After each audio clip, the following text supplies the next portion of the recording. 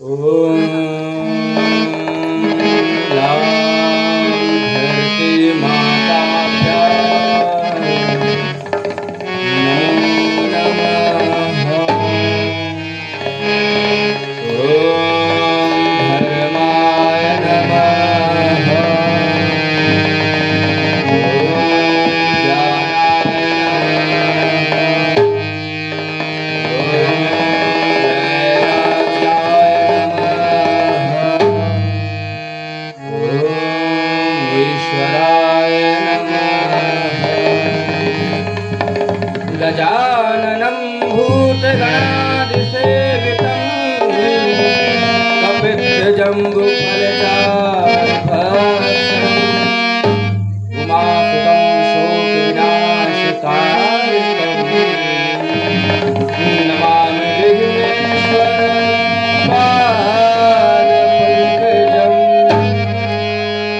हे संपूर्ण लोकों के स्वामी भगवान शिव, पद्म से जन्म लेने वाले ब्रह्मदेव, देव गुरु बृहस्पति भगवान विष्णु,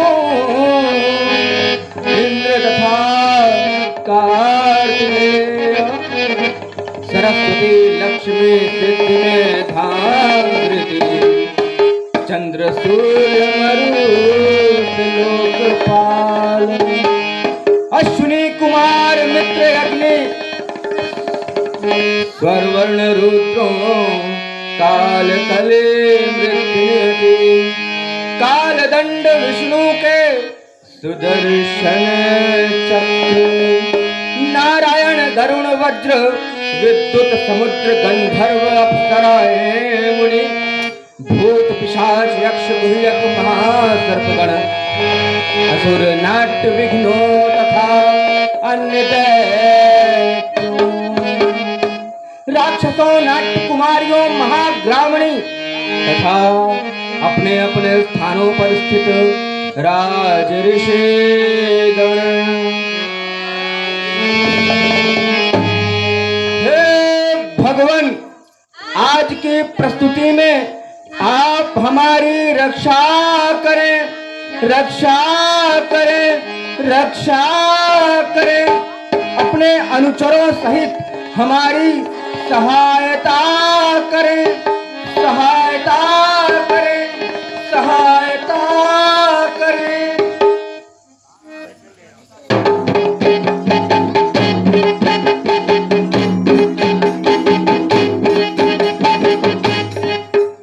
तुम महेंद्र प्रहरण सर्वदानव सूदन,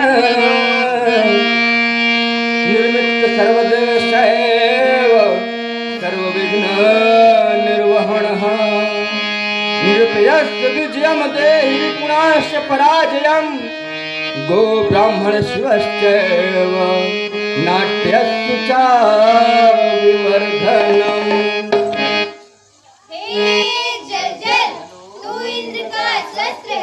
सभी दानवों का नाशक है, विघ्नों का निवारक है। तू हमारे निर्देशक के शत्रुओं को पराजित कर, पराजित कर, पराजित कर।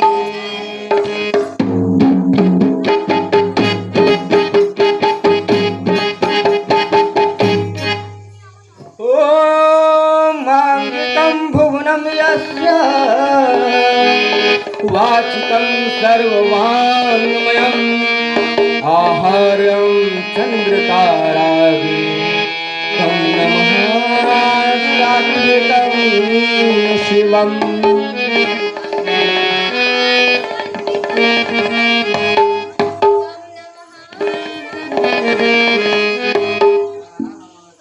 हाँ तो बंधुगण, देख रहे हो आज कितने दर्शक हैं? हाँ हाँ श्रीमान जी, देख तो रहे हैं।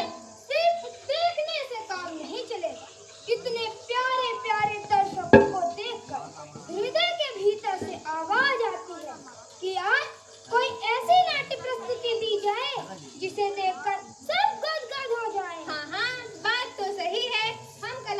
के लिए दर्शक भी ईश्वर के समान होते हैं। इसलिए सभी दर्शकों को हम कलाकारों की ओर से प्रणाम करते हैं। लेकिन सूत्रधार जी, ये तो बताइए आज कौन सी प्रस्तुति देंगे? आज की हमारी प्रस्तुति इतिहास के जिस महापुरुष पर केंद्रित है, उसके जैसा आज तक पूरे ब्रह्मांड में कोई दूसरा नहीं हुआ। अच्छा, तो कौन है वो महापुरुष? जरा हमारे दर्शकों को भी बताइए। हाँ, वो क्या है ना बंधुगण, पहले से बता देंगे तो नाट्य प्रस्तुति का आनंद खत्म हो जाएगा। तो हे दर्शक देवता, नाटक देखिए, सब मालूम पड़ जाएगा। तो लीजिए शुरू करते हैं आज का नाटक। देवों के राजा इंद्र के लोक में लगे थे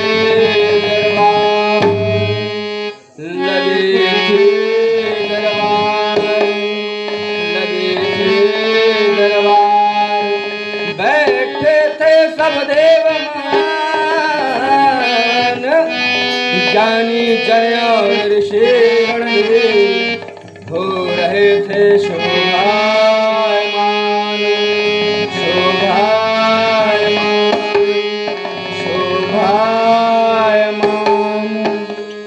देवराज, आज की सभा में जितनी भी बातें हुई, उसका निष्कर्ष यह है कि सत्य ही धर्म है, सत्य ही ज्ञान है।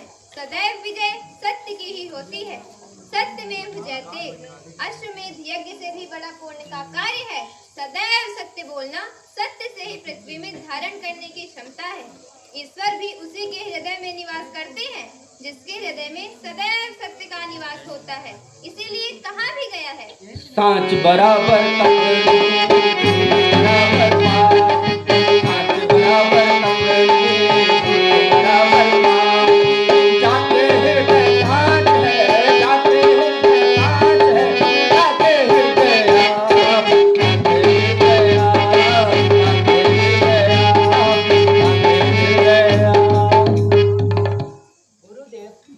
आपकी बात तो शत प्रतिशत सत्य है, किंतु पृथ्वी लोक में ऐसा कोई है जो सदैव सत्य मार्ग का पालन करता हो और सत्य का धर्म न छोड़े?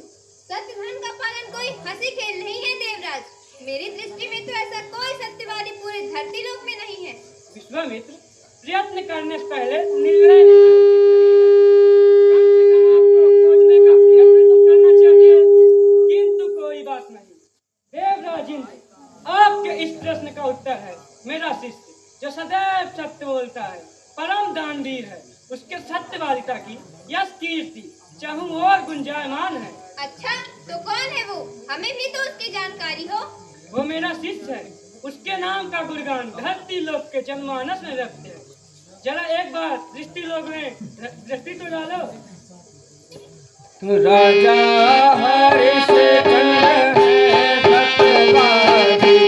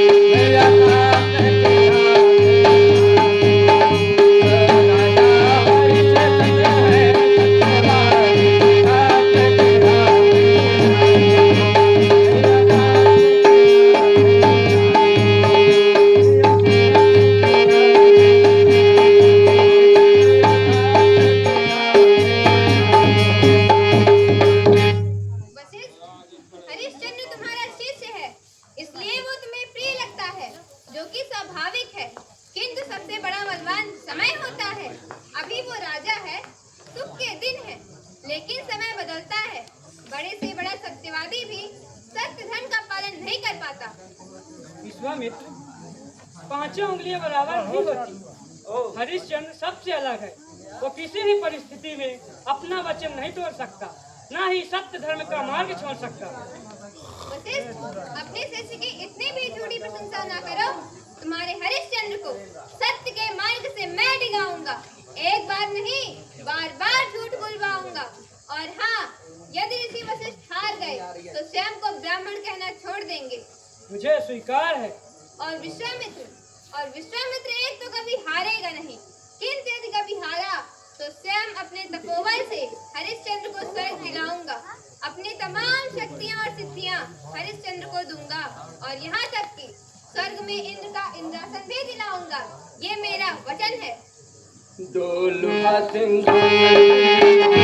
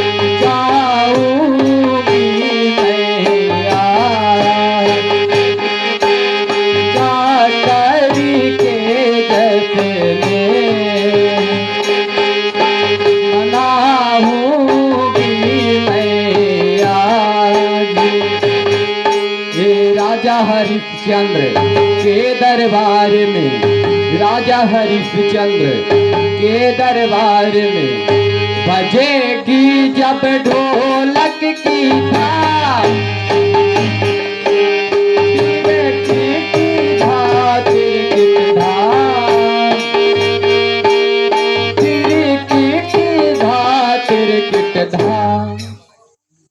महाराज, आपका वह हो दसों दिशा में फैला।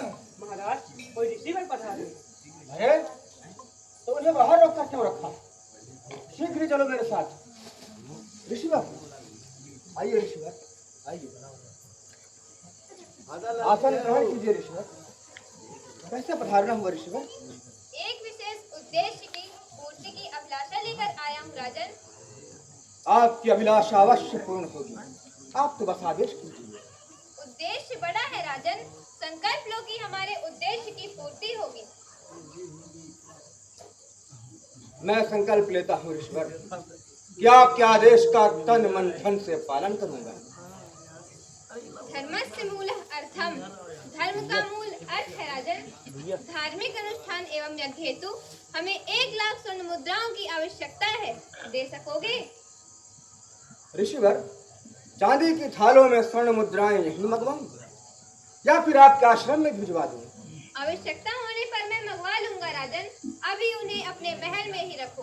अभी मैं प्रस्थान करता हूँ, बाद में आऊंगा। जो आज्ञा गुरुदेव।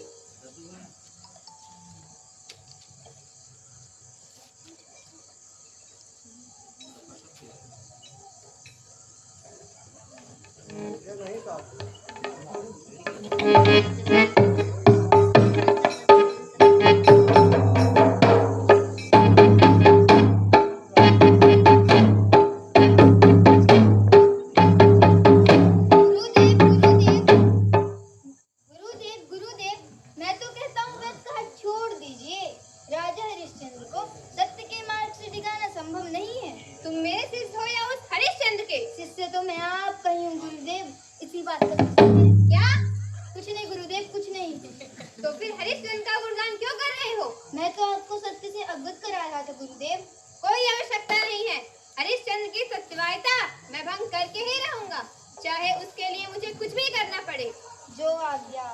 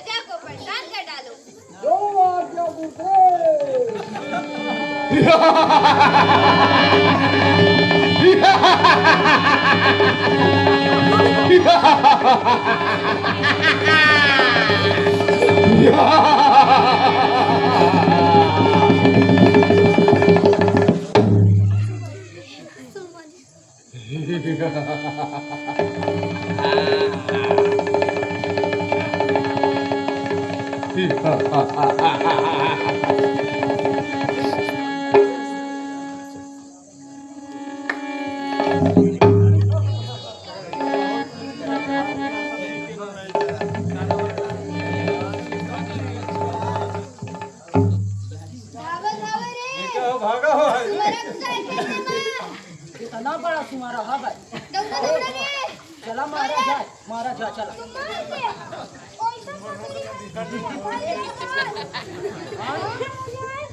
ये गेट तुम्हारा ए तुम्हें घचा तुम्हें घचा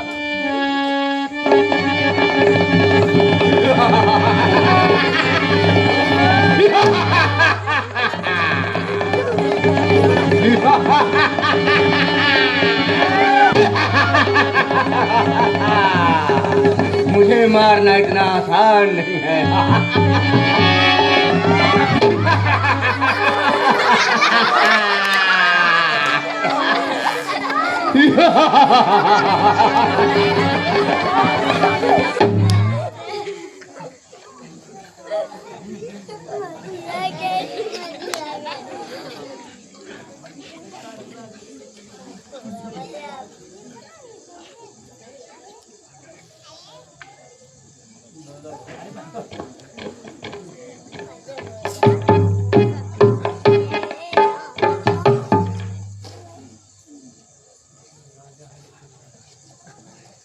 दुहाई हो महाराज दुहाई हो महाराज अपना के राज में एक बहुत विशाल सुगर घुसा हो। हम उतना विशाल सुगर अपने जीवन में नहीं देखा महाराज। अपना चल के किसी गोखर बंद कर दे नहीं सब सेनापति का घायल कर दे महाराज। मंत्री जी जी महाराज। शीघ्र ही वैद्य जी को बुलाकर घायलों का उपचार करवाइए। और रही बात उस शुकर की, उस शुकर को तो मैं सुबह देखूंगा, क्योंकि संध्या के समय और रात्रि के समय शत्रु पर भी हमला नहीं करना चाहिए, बल्कि उसका स्वागत करना चाहिए। वो शुकर बचकर नहीं जाएगा। जो आ गया महाराज।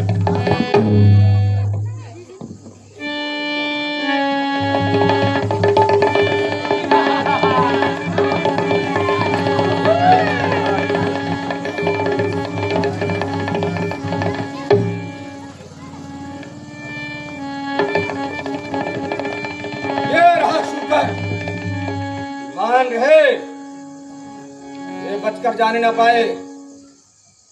जिस सैनिक के पास से बचकर जाएगा समझ लो वो मेरे हाथों मारा जाएगा। ये सारे सैनिकों के सामने से जाऊंगा तो बे अपराध मारे जाएंगे, इसलिए मैं राजा के सामने से जाऊंगा।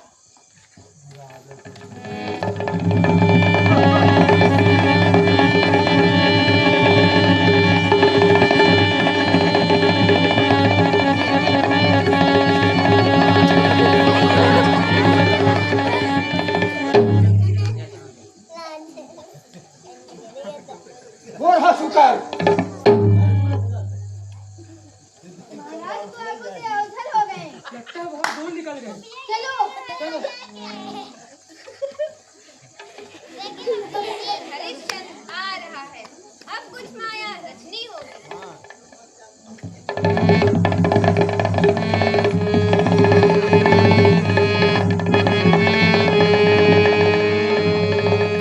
ओम बल प्रबल इच्छावल रूप करूप रूप बदल बदल बदल बदल बदल बदल बल प्रबल इच्छावल रूप करूप बदल बदल बदल बदल बदल।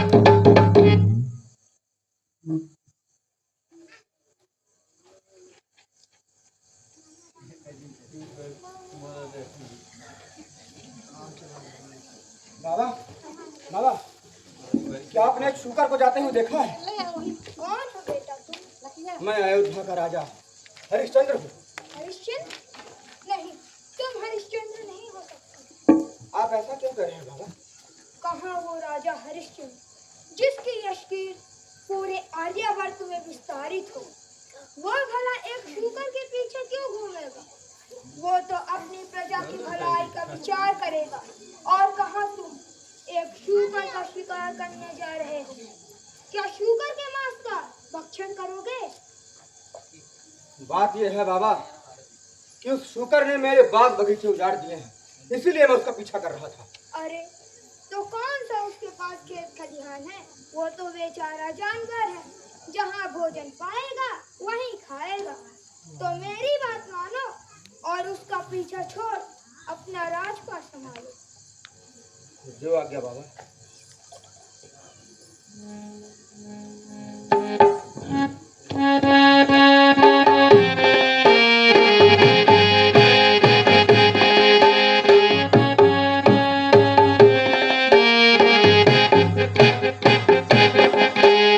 जीवन है एक मोह माया, जीवन में सुख किसने पाया, चाहे जितना जतन कर उड़ जाएगा हमसे अकेला। जीवन है एक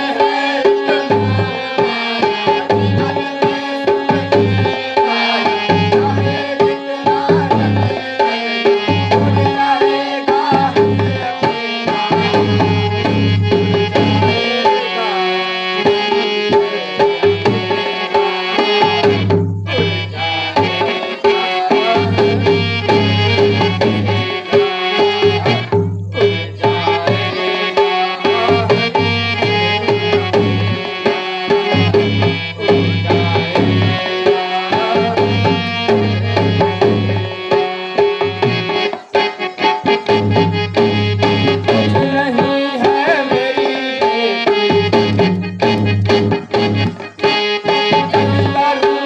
प्यार तेरा, कुछ नहीं है मेरी करूँगा प्यार तेरा, हम सबका बाबा, कितना दुख भरा है आपके इस गीत में। दुख तो जीवन का हिस्सा है बेटा। क्या तुम वही हरिश्चंद्र हो जो परम दानवीर और सत्यवादी है? हाँ, मैं वही हरिश्चंद्र, किंतु ये सब पूर्वजों की कृपा और ईश्वर के आशीर्वाद से संभव हो पाता है। मैं तो निमित्त मात्र हूँ। बताइए, मैं आपकी क्या सेवा कर सकता हूँ? बेटा, मेरी एक बेटी है जो विवाह योग्य है, किंतु उसका विवाह नहीं हो पा रहा। क्या कारण है बाबा? बेटा, विवाह के लिए कोई हस्ताक्षर मुझे चाहिए, तो कोई एक करो। मैं भला इतने धन कैसे एकत्रित कर पाऊं? बाबा, आप मेरे राजभवन में चलिए और जितना भी धन चाहिए ले लीजिए। बेटा, क्या तुम सच में इतना धन दे पाओगे? मुझे विश्वास नहीं हो पा रहा। बाबा, हरिश्चंद्र के शरीर से प्राण ही क्यों न निकल जाएं, पर वचन खाली नहीं जाएगा। बेटा, ये पृथ्वी लोग यहाँ बातें तो सब ऐसे ही करते हैं, किंतु जब तक सच न हो जाए विश्वास नहीं होता। क्योंकि दूध का जला दही भी फूक फूक कर पीता है, यदि तुम अपना दान यहीं पर दे सको तो बताओ। यहाँ पर तो मेरे पास देने के लिए कुछ भी नहीं है बाबा, किंतु किंतु किंतु क्या बेटा? किंतु मैं संकल्प अवश्य ले सकता हूँ। ठीक है बेटा, संकल्प ही ले लो ताकि मुझे विश्वास हो जाए। मैं संकल्प लेता हूँ बाबा कि आपके आदेश का तन मन धन से पालन करूंगा। आपकी प्रतिज्ञा पूरी करने के लिए, आपकी अभिलाषा पूरी करने के लिए आपको जो भी चाहिए, स्वर्ण रत्न पुत्र खत्री देह प्राण त्याग ग्राम, जो कुछ भी चाहिए आदेश कीजिए। राजन, आप जो देंगे मैंने वही ग्रहण कर लिया समझो, किंतु संकल्प पढ़ाने की दक्षिणा मुझे दो। बिना दक्षिणा के संकल्प नहीं पढ़ाया जाता राजन। दक्षिणा के लिए आपकी जो अभिलाषा हो आदेश करें बाबा। समस्त नगर ग्राम पर्वत सागर आदि से युक्त पृथ्वी रथ अश्व हाथी सहित संपूर्ण राज्य के अंतर्गत तुम्हारी सभी वस्तुएं बिना भार्य पुत्र तथा अपने शरीर के साथ ही धर्मशास्त्र के अनुसार तुम्हारे सभी सेवक अथवा तुम्हारे पास जो कुछ भी है सब मुझे दे दो। जो आज्ञा बाबा, ऐसा ही होगा। हरिश्चंद्र, तुमने पृथ्वी बल धन इत्यादि सब कुछ मुझे दे दिया है, तो ये राज्य करने का इसका प्रभुत्व रहेगा। बाबा, जब से मैंने ये वसुंधरा आपको दान में दे दी है, तभी से आप इसके स्वामी हैं। फिर आप प्रभुत्व का प्रश्न क्यों करते हैं? जब तुमने अपना सब कुछ मुझे दे दिया है, तो ये राज्य छोड़कर चले जाओ। जो आज्ञा बाबा, आप मेरे साथ राजभवन में चलिए, वहीं पर आपको राजपाट सौंप कर मैं चला जाऊंगा। ठीक है राजन, तो फिर चलो।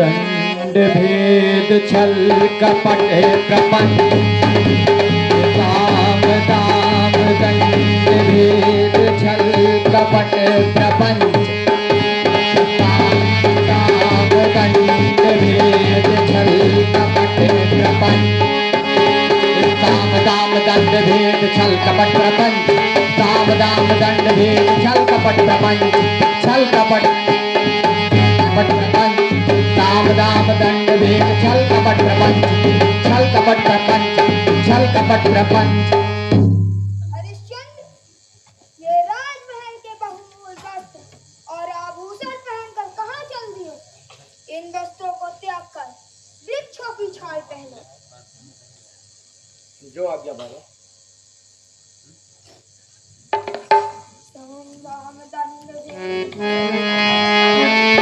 राम राम दंड भेद छल कपट प्रपंच कपट प्रपंच काम दाम दंड भेद छल कपट प्रपंच छल कपट प्रपंच छल कपट प्रपंच छल भेद छल कपट प्रपंच काम दाम दंड भेद छल कपट प्रपंच छल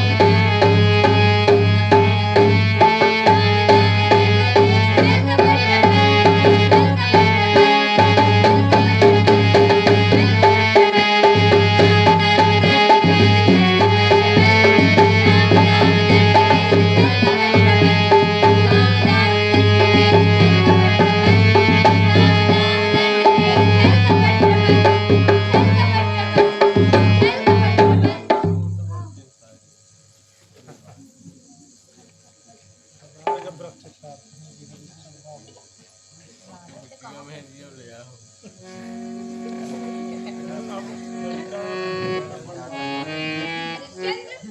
तुमने यज्ञ और अनुष्ठान के लिए 1,00,000 स्वर्ण मुद्राएं देने का वचन दिया था।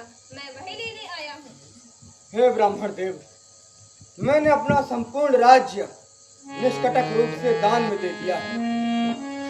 इस समय मेरे पास इन 3 प्राणियों के शरीर के अतिरिक्त कुछ भी नहीं है। यदि तुम्हारे पास 3 प्राणियों के शरीरों के अतिरिक्त और कुछ भी नहीं है, फिर भी यज्ञ की दक्षिणा तो देनी ही होगी, क्योंकि ब्राह्मण से कही हुई वस्तु ना देने से सब कुछ नष्ट हो जाता है। हे भगवान, मैं इस समय दक्षिणा देने में असमर्थ हूँ। कृपया मुझे 1 मास का समय देने की कृपा करें। ठीक है राजन।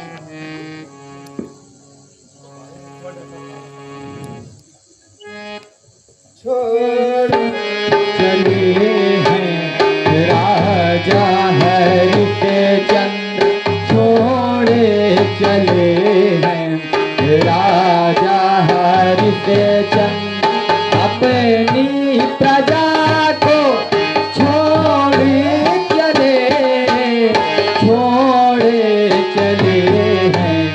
राजा हरि से चंद्र, छोड़े चले हैं राजा हरि से चंद्र, अपनी प्रजा को छोड़े चले हैं राजा हरि से चंद्र, छोड़े चले हैं राजा हरि से चंद्र, अपनी सब कुछ त्यागे चले राजीर महले को, राजे मुकुटे को, राजीर महले को, राजे मुकुटे को, सब कुछ त्यागे चले, छोड़े चले हैं राजा हरि से चंद्र, छोड़े चले हैं राजा हरि से चंद्र। हे महाराज, आप हमारा क्या करके जा रहे हैं? महाराज थोड़ी देर रुक जाइए, आप अपने दर्शन तो कर लेने दीजिए। महाराज, अब पता नहीं आपके दर्शन कब होंगे। महाराज, हमें हमारा त्याग मत कीजिए। हमें किसी बात का मोह नहीं है। हम भी आपके साथ चलेंगे। आप जहाँ होंगे वही हमारा स्वर्ग होगा, जहाँ आप होंगे वही हमारा नगर होगा। हरिश्चंद्र, अभी तक तुम गए नहीं। प्रजा को मेरे विरुद्ध भड़काकर राज्य फिर से लेना चाहते हो और स्वयं को सत्यवादी कहते हो। शीघ्र मेरे राज्य की सीमा से निकल जाओ। जो आज्ञा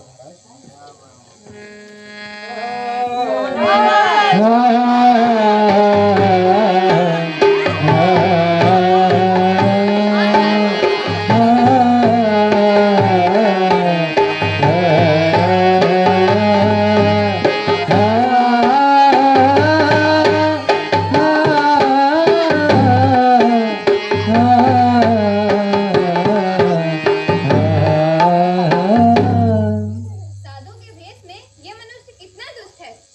क्या इसको रानी तारा और रोहिदास की कोमल देह पर तनिक भी दया नहीं आई? मैं तो ये सोच रहा हूँ कि पता नहीं महाराज कहाँ प्रांतार में भटकेंगे। हे महाराज, हमारे महाराज की रक्षा करना, रक्षा करना, रक्षा करना।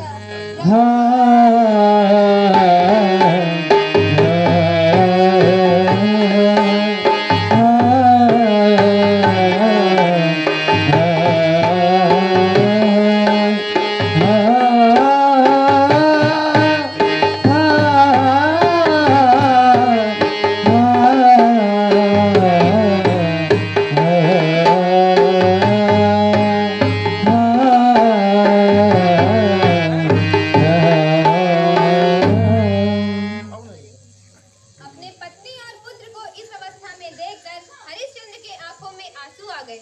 चारों तरफ तरफ जंगल ही जंगल। जंगल में तो दिन के समय आने में भी डर लगता था, अब तो भला रात थी।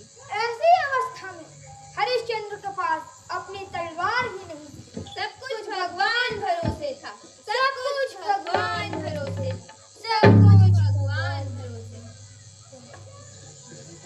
प्रिय, आकाश में चांद सितारे पहले की तरह ही चमक रहे हैं, किंतु हमारा सब कुछ छिन गया। हम राजा से रंक हो गए और वो ब्राह्मण साधु से राजा बन गया। आप चिंता मत कीजिए स्वामी। मुझे अपनी चिंता नहीं है प्रिय, चिंता तो केवल तुम्हारी और पुत्र रोहिदास की। तुम लोग मेरे महलों से निकलकर इस वन में रहने को विवश हो गए, इसका दोषी तो मैं ही हूँ। नहीं प्राणनाथ, आप भला दोषी कैसे हो सकते हैं? आप तो सत्यवादी हैं और सत्यवादी मनुष्य ईश्वर को सबसे प्रिय होते हैं। किंतु प्रिय, जब मैं अपने अबोध पुत्र को भिक्षा मांग मांग कर भोजन करते देखता हूँ तो मेरा कलेजा कांप उठता है। स्वामी, जैसे हमने सुख के बाद दुख देखा है, तो अब वो दिन भी दूर नहीं जब दुख के बादल छट जाएंगे। क्या ये संभव हो सकता है तारा? स्वामी, जिस प्रकार पतझड़ की सारी उदासियां बहारों के आते ही खुशी में बदल जाती, प्रभु देखिए, पूरी दुनिया को शक्ति देने वाले सूर्य देव का उदय हो रहा है। एक दिन हमारी खुशियों का भी सूरज ऐसे ही है। पुत्र रोहिदास, सूर्य देवता को प्रणाम करो। आदिदेव नमस्तुभ्यं, प्रसीद मम भास्कर, दिवाकर नमस्तुभ्यं, दिवाकर नमोस्तुते। सप्ताश्वरत्मारूढं प्रचण्डं कश्यपात्मजं, श्वेतपद्मधरं देवं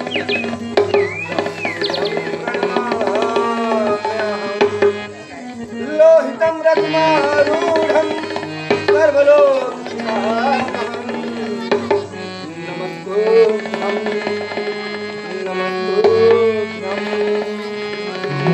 नमस्तुभ्यं।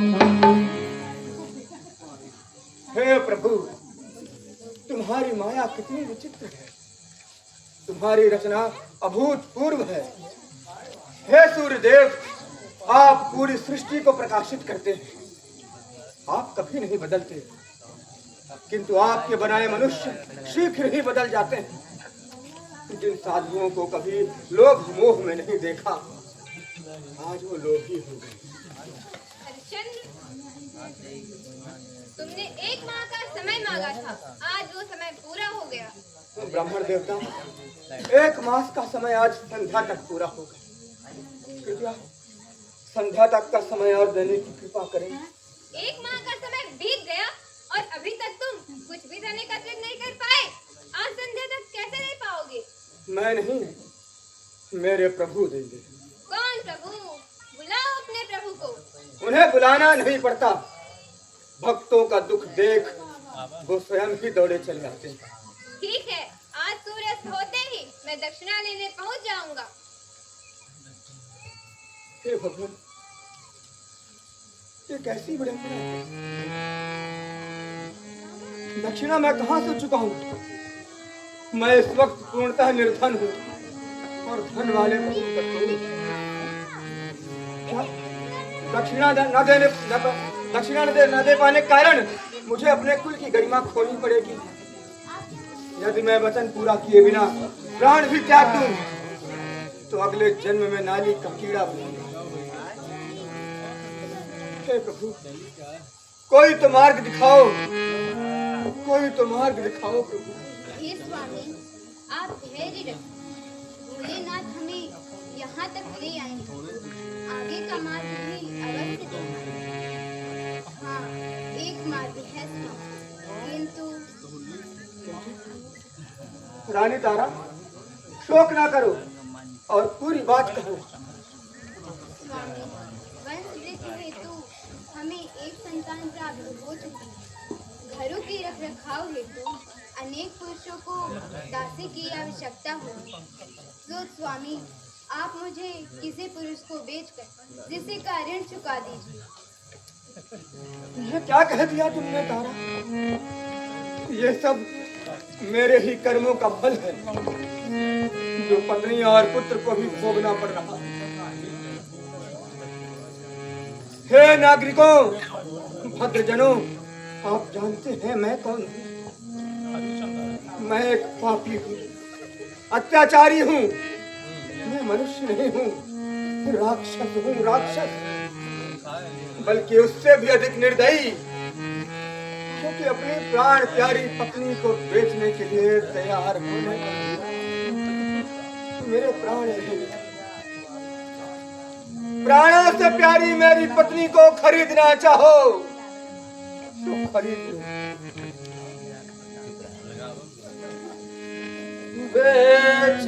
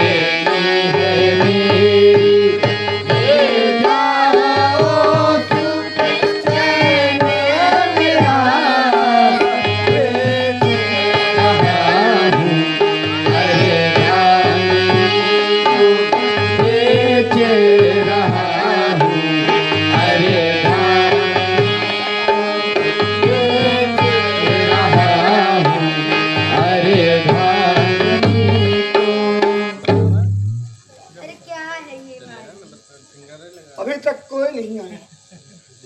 कोई तो खरीद लो मेरी पत्नी को, ताकि मैं ऋषि ऋण से मुक्त हो सकूं। मेरी पत्नी कोई भी काम कर लेगी, चाहे दासी बनाकर रखो, चाहे कोई भी काम कराओ। मुझे दासी की आवश्यकता है। मेरी पत्नी बहुत मुलायम, वो घर का कोई काम नहीं कर सकती। क्या मूल्य है तुम्हारी स्त्री का? हे प्रभु, ये कैसी विडंबना है। मैं प्राणों से प्यारी अपनी पत्नी का मूल्य कैसे निर्धारित करूं? अरे नहीं यार, 50 लाख। हे भगवान, मुझे 1 लाख स्वर्ण मुद्राओं की आवश्यकता है। आप 50,000 दे दीजिए। बाकी की 50,000 मुद्राओं में मैं स्वयं को बेचकर ऋषि ऋण से मुक्त हो जाऊंगा। मैं अधिकतम 40,000 ही स्वर्ण मुद्राएं देता हूँ। अगर तुम्हें स्वीकार है तो बोलो, नहीं तो मैं चला। भगवान, नर्क हो जाएगा भगवान। जब ईश्वर ने 40,000 मुद्राओं का प्रबंध कर दिया, तो बाकी के धन का भी किसी न किसी तरह प्रबंध हो ही जाएगा। आप ले जाइए, ले जाइए। ये लो 40,000 स्वर्ण मुद्राएं। और तुम हटो और चलो तुम मेरे साथ। माता, माता,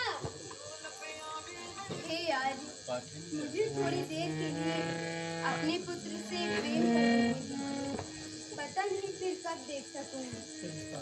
पुत्र विदार, अब मैं तुम्हारी माता नहीं, किसी की दासी।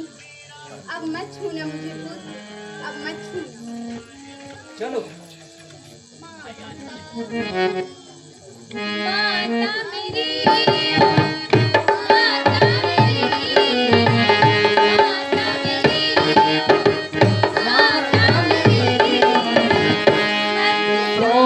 मुझे ओ माता मेरी मत छोड़ मुझे, ओ माता मेरी मत छोड़ मुझे, ओ माता मेरी।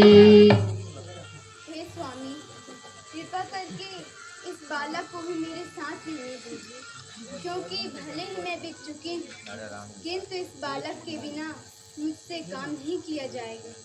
मुझ अभागिन पर दया कीजिए प्रभु।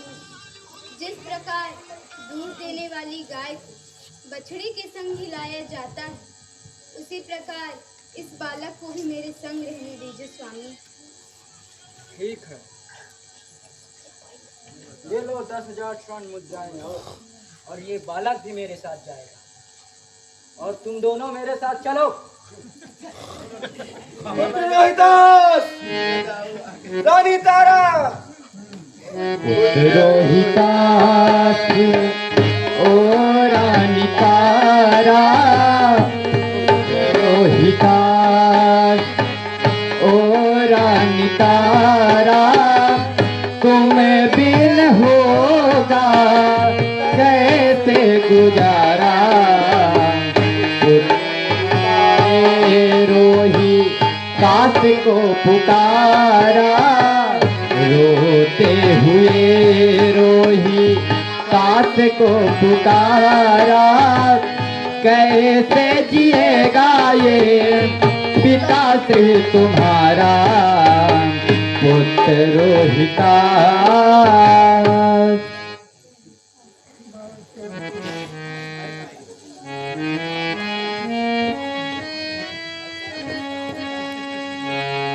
हरिश्चंद्र, कहाँ है मेरी दक्षिणा?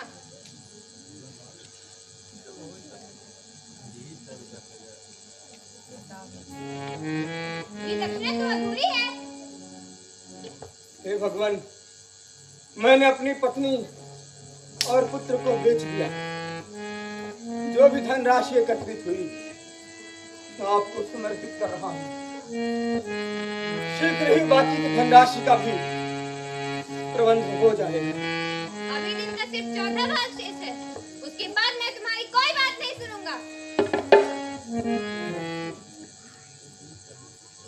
बाकी की धनराशि के लिए मुझे स्वयं को बेचना होगा, लेकिन कौन खरीदेगा मुझे 50,000 स्वर्ण मुद्राएं देकर? कोई है जिसको सेवा की आवश्यकता हो? मैं बिकने को तैयार हूँ। कौन खरीदेगा राजा हरिश्चंद्र को? भले बनाई से कोई काम नहीं, भले बनाई से कोई काम नहीं। कौन खरीदेगा राजा हरिश्चंद्र को? भले बनाई से कोई काम नहीं, भले बनाई से कोई काम नहीं। साथ के घर में चला मेरे भाई रे, मेरे नहीं तेरा साने, मेरे नहीं तेरा साने, मेरे नहीं तेरा साने, मेरे नहीं तेरा साने।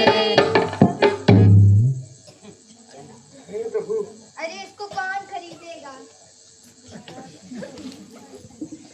क्या दक्षिणा न दे पाने के कारण मेरा कुल कलंकित हो जाएगा?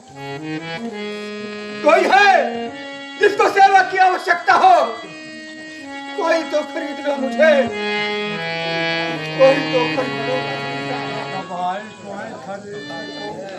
कोई तो खरीद लो मुझे, कोई तो खरीद लो।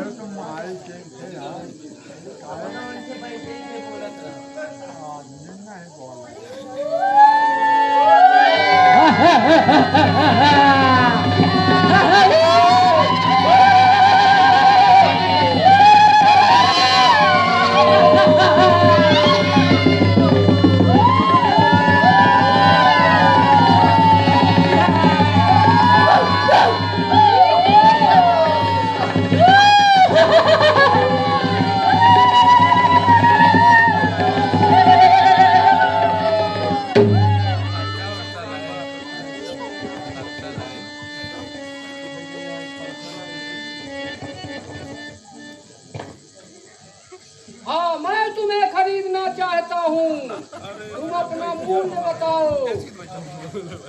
बिकना तो मुझे है ही, किंतु श्रीमान, आपके इस रूप को देखकर आपके बारे में जानने की जिज्ञासा उत्पन्न हुई है। मैं जानदार हूँ और इस काशी नगरी में मेरा निवास स्थान है और मेरा कार्य वध करने योग्य मनुष्यों को मारने का है और मैं मरे हुए मनुष्यों के अंतिम संस्कार का मूल्य लेता हूँ। चांडाल चांडाल का दास होना तो अत्यंत ही बुरा है।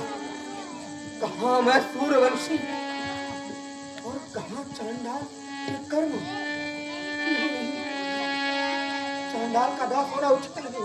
हरिश्चंद्र, यह चांडाल तुम्हें मुहमांगा धन दे रहा है, तो इसके दास बनकर मेरी बची हुई दक्षिणा क्यों नहीं देते? हे भगवान, तुम मुझे अपना दास बना लीजिए। मैं आपके सारे कार्यों का आदेशों का पालन करूंगा, आपके बताए हुए मार्ग पर सदैव चलूंगा। मुझे अपना दास बना लीजिए भगवान, अपना दास बना लीजिए। हरिश्चंद्र, तुम मेरे दास बनना चाहते हो, किंतु मैं तुम्हें अपना दास नहीं बनाना चाहता। अब तुम्हारे सामने सिर्फ एक ही रास्ता है हरिश्चंद्र, स्वयं को इस चांडाल के हाथों बेचकर बची हुई दक्षिणा मुझे दो। जो आखिरकार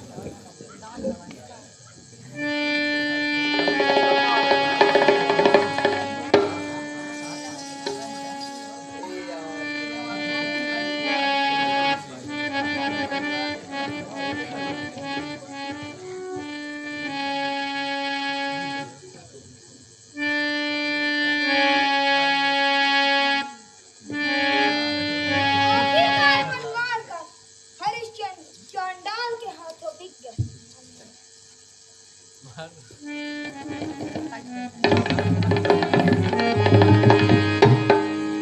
लेकिन वहाँ उनका मन नहीं लगता था। रह रहकर पत्नी और पुत्र की याद आती थी।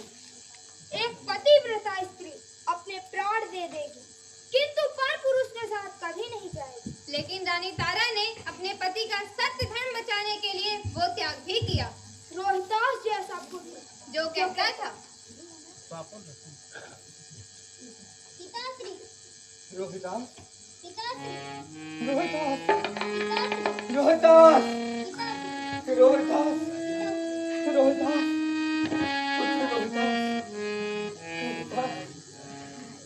पिताश्री, जब पिता की धन संपत्ति में पुत्र का अधिकार होता है, उसी प्रकार पिता का ऋण चुकाने का भी अधिकार होना चाहिए। पुत्र, पुत्र, पुत्र, पिताश्री, पुत्र, पुत्र, पुत्र, पुत्र। विश्वामित्र की दक्षिणा तो पूरी हो गई, भले ही उनका परिवार कष्ट भोग रहा था, किंतु अभी सत्य की परीक्षा खत्म नहीं हुई थी। सत्य की परीक्षा में राजा हरिश्चंद्र के अतिरिक्त आज तक कोई दूसरा उत्तीर्ण नहीं हो सका। जिस ब्राह्मण के घर रानी गई थी, उनकी मालकिन उन्हें दिन भर खरी खोटी सुनाती थी। पूरे दिन मेहनत करने के बावजूद भी रानी तारा और रोहिदास को भरपेट भोजन नहीं मिल पाता। और इधर हरिश्चंद्र पत्नी और पुत्र के वियोग में रह रहकर यही सोचते थे।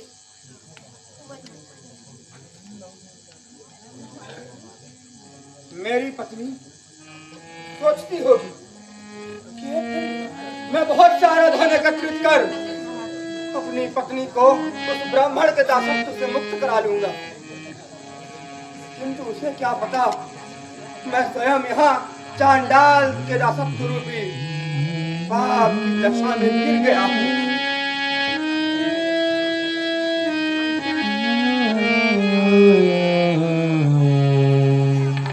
ऐसे ही धीरे धीरे दिन बीतते रहे।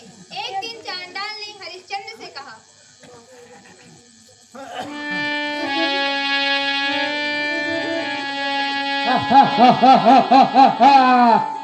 यहाँ के जो दक्षिण दिशा में शमशान है, उस शमशान भूमि का तुम्हें हिसाब रखना है, और जो मूर्तों के आने जाने का हिसाब तुम्हें रखना है, और उन मूर्तों के परिजनों से जो धन की प्राप्ति होगी, उस धन में से छठा भाग राजा के लिए, 3 भाग मेरे लिए और 2 भाग तुम स्वयं के लिए रखना। और हाँ, एक बात का ध्यान रहे, किसी का भी अंतिम संस्कार बिना मूल्य का नहीं होना चाहिए, नहीं तो मैं तुम्हारा अंतिम संस्कार करूंगा। जो आपके शमशान में हमेशा ही चीख पुकार मची रहती।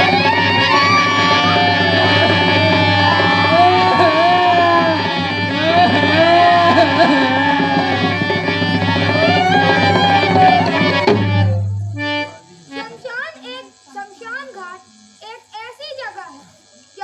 मनुष्य को थोड़ी देर के लिए जीवन की सच्चाई पता चलती है कि दुनिया की सारी मोह माया छोड़कर एक दिन सबको शमशान ही जाना है। लेकिन जैसे ही मनुष्य शमशान से वापस जाता है फिर उसी मोह माया में फंस जाता है। लेकिन हरिश्चंद्र शमशान की इस सच्चाई को अब प्रतिदिन खुली आंखों से देखते थे कि किसी की आंखें मरने के बाद भी खुली तो किसी की हड्डियां अजले मांस यहाँ वहाँ पड़े हैं वगैरह वगैरह। एक दिन हरिश्चंद्र गहरी निद्रा में सो रहे थे तभी उनके स्वप्न में यमदूत आते हैं।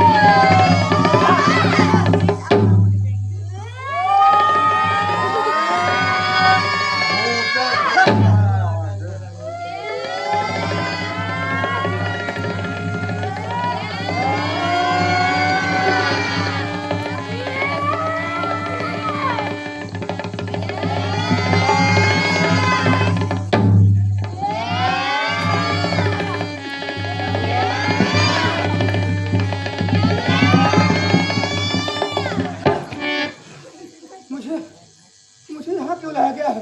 ये तो यमराज बताएंगे। हम तो उनके आदेश का पालन करते हैं। इस हरिश्चंद्र को आरे से चीर दो और उसके बाद गरम तेल के कढ़ाई में भून डालो। क्यों? मैंने ऐसा क्या किया है? क्या सत्य धर्म पर चलने का यही दंड मिलेगा? हरिश्चंद्र, ये तुम्हारे इस जन्म का नहीं, पिछले जन्म के कर्मों का फल है। पिछले जन्म में तुम चांडाल के पुत्र थे और शमशान में एक ज्ञानी ब्राह्मण पुत्र के शव के अंतिम संस्कार का मूल न होने पर उसके पिता का तिरस्कार किया था। और भी कई पाप किए हैं तुमने हरिश्चंद्र। यमदूतो, इसे सच्चाई बताओ। हरिश्चंद्र, कर्म के फल से कोई नहीं बच सकता। सबको कर्म का फल भोगना ही पड़ता है। तुमने अलग-अलग जन्म में कई पाप किए हैं, जिसका दंड तुम्हें अवश्य ही भोगना पड़ेगा। यत्कृतं कर्म पापं वा यथाश्रुते तस्मात् शुभानि कर्माणि कुर्यात् वा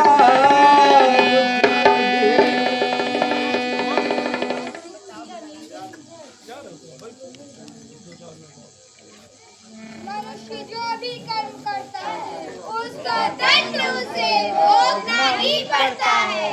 इसलिए सभी मनुष्यों को बुद्धि, मन तथा शरीर से सदैव अच्छे कर्म करने चाहिए।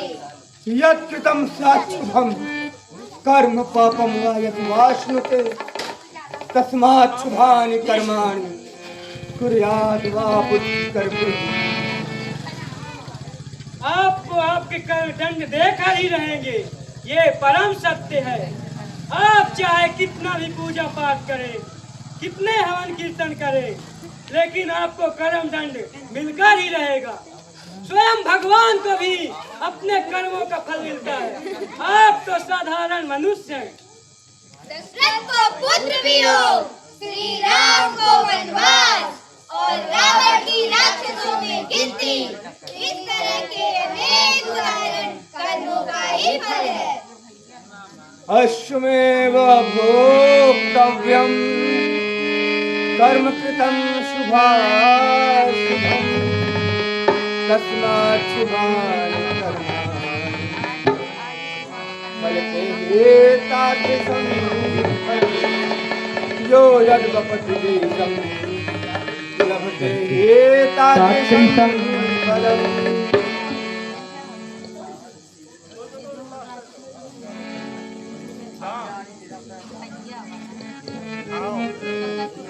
मनुष्य को कि अपने किए हुए अच्छे और बुरे सभी कर्मों का फल अवश्य ही भोगना पड़ता है। जिस प्रकार एक किसान अपने खेत में जिस फसल का बीज बोता है वही बीज फसल के रूप में काटता है। इसीलिए तो कहा गया है, बोए पेड़ बबूल का तो आम कहाँ से आए, बोए पेड़ बबूल का तो आम कहाँ से आए। जाके हृदय दान जाके जैसे कर्म हो वो वैसा फल पाए, वो वैसा फल पाए, वो वैसा फल पाए, वो वैसा फल पाए। यमदूतो इसे धरती लोक पे फेंक दो।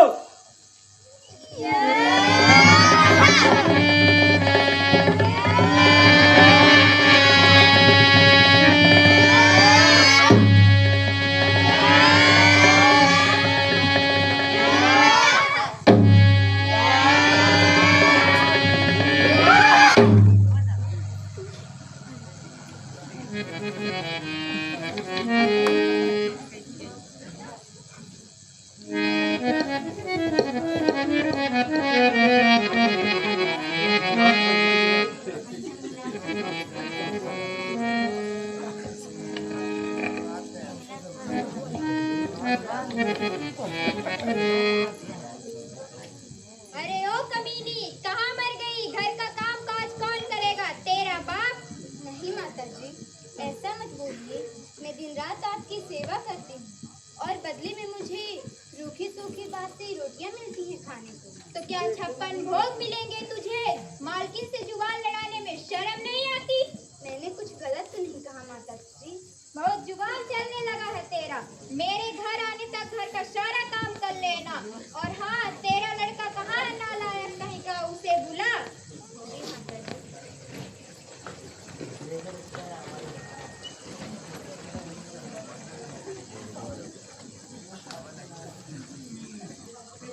प्रणाम माता जी, आपने मुझे बुलाया। प्रणाम के बच्चे, क्या करता है तू दिन भर? जानवरों की देखभाल करता हूँ माता जी। ये काम तो रामू करता है, तू क्या करता है? उनको हाथ कटाता हूँ माता जी। बस बस जुबान मत चला। आज से तू मेरे लिए फूल बगिया से फूल तोड़ कर लाएगा, समझा? माता जी, बगिया तो बहुत दूर है और रोहित दादा भी बहुत छोटा है। मुझे कुछ नहीं सुनना। 10-10 रोटियां खा जाता है तब तो छोटा नहीं है। ए लड़के सुन, तू मेरे लिए फूल तोड़ कर लाएगा, बस। जी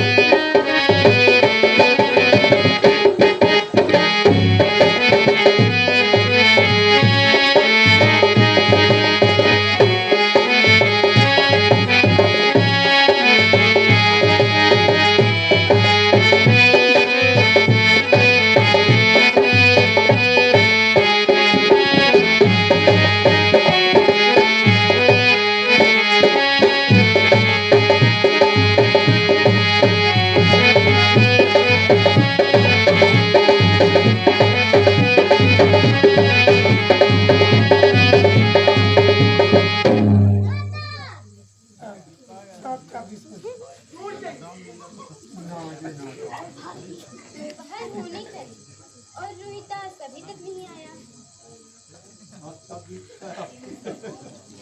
सुनो सुनो, किसी का लड़का बाग में पड़ा है। सुनो सुनो, किसी का लड़का बाग में पड़ा है। कहाँ पारा किसी का लड़का बाग में पड़ा है, उसी किसी विषैले सांप ने खा लिया है और उसका शरीर नीला पड़ गया है, और बप्पा जी का भी भतीजा घर में पड़ा होगा। रोहितास तो नहीं, हे भगवान मेरा पुत्र। क्या हुआ, क्यों टेसू बहा रही है?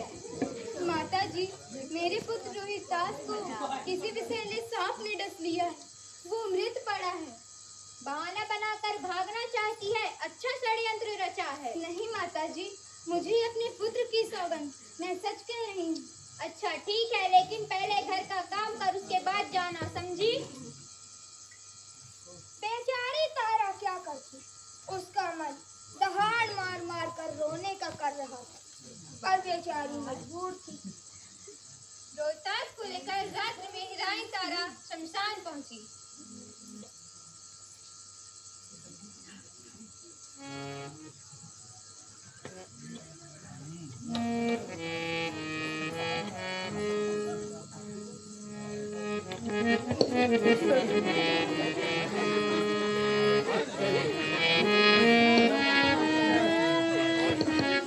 पुत्र रोहितास, मेरा फूल जैसे सुकुमार सिंगार, हे भगवान, मेरे पुत्र ने क्या बिगाड़ा था आपका? अब मेरे जीने का क्या अर्थ बचा? पुत्र रोहितास। रोहितास, ये तो मेरे पुत्र का भी नाम था। कहीं मेरा ही पुत्र तो नहीं? चल कर देखता हूँ। कौन हो देवी तुम? तारा? रोहितास? स्वामी, हमारे पुत्र रोहितास को किसी विषैले सांप ने डस लिया। अब हमारा पुत्र जीवित नहीं रहा स्वामी। रोहितास! पुत्र रोहितास! अब कौन मेरी गोद में खेलेगा पुत्र? कौन मुझे पिताश्री पुकारेगा? रोहितास! रोहितास!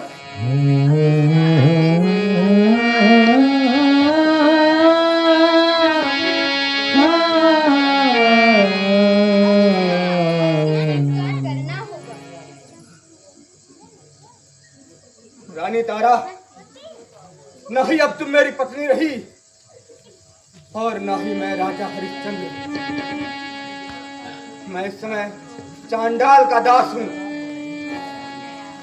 और मेरे मालिक के आदेश के अनुसार किसी का भी अंतिम संस्कार बिना शुल्क के नहीं होगा। यदि तुम्हें अपने पुत्र का अंतिम संस्कार करवाना है तो अंतिम संस्कार का मूल्य देना होगा। किंतु स्वामी, मेरे पास तो कुछ भी नहीं। वो मैं नहीं जानता तारा, सिर्फ इतना जानता हूँ, बिना मूल्य के अंतिम संस्कार नहीं होगा, मतलब नहीं होगा। क्या करूं स्वामी, अब आप ही कुछ उपाय बताइए। हाँ, एक उपाय है तारा, तुम किसी से 1 रुपए की भिक्षा मांग लाओ। जो आज्ञा स्वामी। मुझे याद है रानी तारा, आज तक तुमने सिर्फ भिक्षा दी है, कभी मांगी नहीं। लेकिन इस अयोध्या नगरी में, शाहपुर में अनेक दयावान लोग हैं। किसी से भी कहोगी कि पुत्र के अंतिम संस्कार के लिए 1 रुपए की भिक्षा चाहिए, कोई भी दे देगा। जाओ तारा, भिक्षा मांग कर लाओ।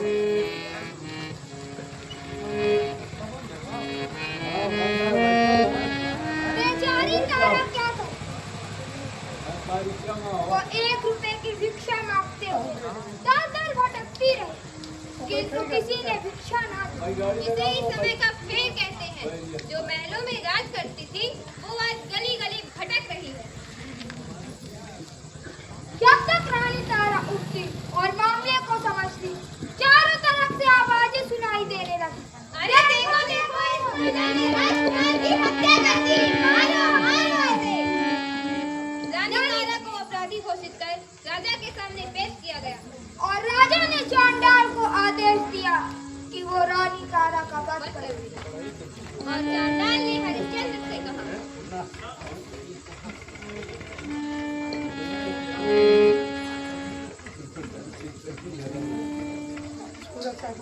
हरिश्चंद्र, इसने राजकुमार का वध किया है, इसे जीने का कोई अधिकार नहीं, तुम इसका वध कर दो। रानी तारा और हत्या नहीं, यह संभव नहीं। सोचिए मत स्वामी और मेरा वध करें। आप सत्य धर्म पर चलें और आगे भी सत्य धर्म का पालन कीजिए। आप सत्यवादी हैं और रहेंगे। सोच क्या रहे हरिश्चंद्र, मेरे आदेश का पालन करो।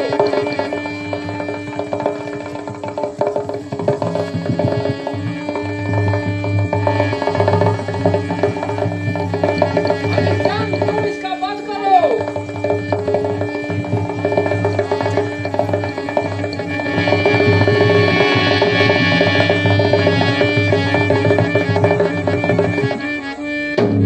जाओ हरिश्चंद्र, तुम धन्य हो। हरिश्चंद्र, तुम धन्य हो, मान गए तुम्हारी सत्यवादिता को। मैं स्वयं ब्रह्मा महेश धर्म रूपी ये सत्य की परीक्षा लेने के लिए भेष बदल कर आया था। तुम्हारी सत्य की परीक्षा संपन्न हुई हरिश्चंद्र, तुम्हें सत्य के मार्ग से कोई नहीं दिखा सकता। हरिश्चंद्र, रोहितास को पुकारो। किंतु रोहितास तो किंतु परंतु छोड़ो हरिश्चंद्र, अपने पुत्र का नाम तो पुकारो। रोहितास, पुत्र रोहितास, पिताश्री, पुत्र रोहितास, पिताश्री। पुत्र रोहितास, पुत्र रोहितास, पुत्र रोहितास। हरिश्चंद्र, आपने अपने फल स्वरूप से स्वर्ग को प्राप्त कर लिया। अब आप सुखपूर्वक विश्वास करिए। आप सभी को प्रणाम करता हूं।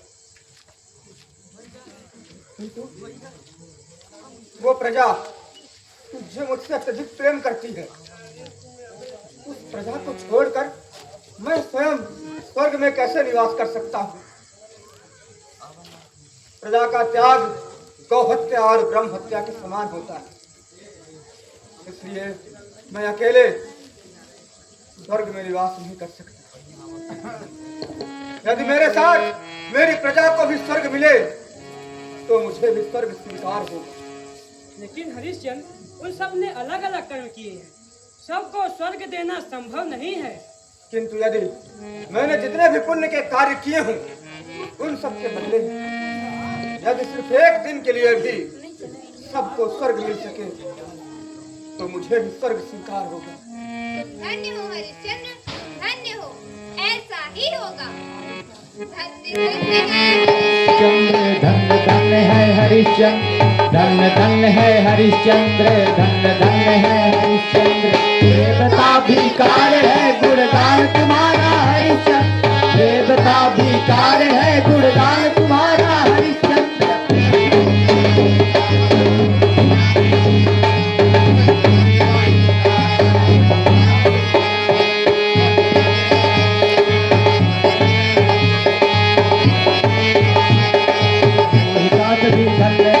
धन्य धन्य है